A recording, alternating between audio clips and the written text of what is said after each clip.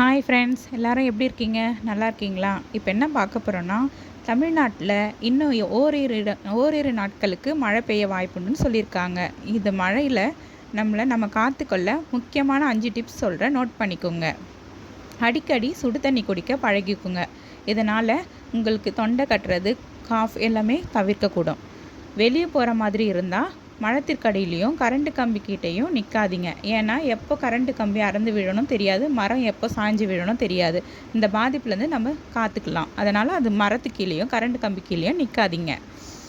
வீட்டுக்குள்ளேயே இருந்தாலும் சரி, பெரியவங்களாக இருந்தாலும் சரி, குட்டிஸாக இருந்தாலும் சரி, காதில் பஞ்சு வைக்க பழகிக்குங்க. ஏன்னா இதனால் நமக்கு கோடுலேருந்து தப்பிக்கலாம்.